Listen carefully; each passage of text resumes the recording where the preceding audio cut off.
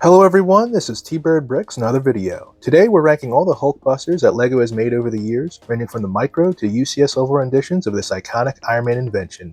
Bear in mind I'm not ranking the entire sets or minifigures, but only the Hulkbuster itself. For honorable mention, we have the micro-scale Hulkbuster that came out in the Avenger Advent Calendar in 2021. I also love micro-scale designs since they make you get creative for the build and you can use your spare parts and one-buys. The wind-up piece on the back is a great touch as well. At number 9, we have the Hulkbuster from Hulkbuster vs. Thanos in 2023.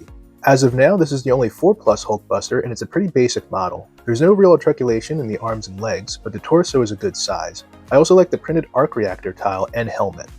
For number 8, we have the UCS Hulkbuster from 2022. This Hulkbuster model is just slightly better than the 4+ model since there's actual articulation to the arms and legs, but outside of this, the model is a total dud. The chest is out of proportion, and I can still remember when it was first revealed and so many people were cooking the promos with Larry the Lobster memes. The joints are also too exposed for what's supposed to be a refined model for the 18+ collector, and I recall watching reviews of this set back in the day where the Hulkbuster would fall apart just by being picked up. All in all, this Hulkbuster is just an all-around letdown.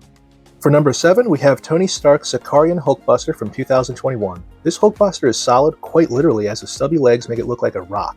I do think it's cool that it can transform into a vehicle. I respect the innovative take on this build and its faithfulness to the What If series.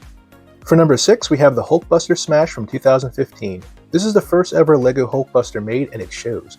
I love the printed dome piece and the coloring, but the arm and leg articulation are just too unrefined when compared to more recent builds. But I still appreciate LEGO putting this out to commemorate the epic fight from the Age of Ultron movie.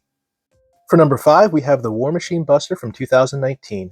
This counts as a Hulkbuster in my opinion, and it's just as fun as the other Playscale Hulkbusters. Although the knees and arms can't bend at all, I like the change-up from the usual Hulkbuster and the amount of firepower this armor has. For number 4, we have the Hulkbuster Smash-Up from 2018. This is the first Infinity War version of the Hulkbuster, and it's a great build. The biggest criticism is the lack of leg and knee movement, but not only can the arms move, there's a great gear function in the armor that allows for a great wind-up punch effect. For number 3, we have the Hulkbuster vs. AIM Agents from 2020. This is a great Hulkbuster, it's one of the very few where the knees can bend, and it's got a great design for the arms and legs. And not only do I like the firepower, but the ability for another figure to sit on the turret and fire at the troopers. I think one fatal flaw is the dome helmet being a flat disc. It just stands out as weird when compared to the other Hulkbusters.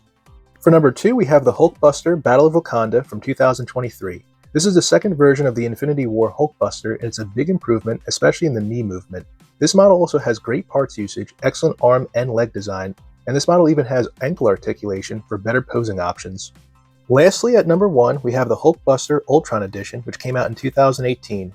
This model was released to commemorate the 10th anniversary of the MCU, and it did not disappoint. It's excellent from top to bottom with great articulation and a well-detailed design. There's also glow-in-the-dark pieces as well as a change-out feature for the arm weapons.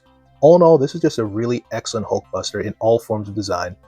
So that concludes my rankings of the LEGO Hulkbusters. Let me know what you guys think in the comments section. Be sure to like the video, subscribe, and as always, have a wonderful day.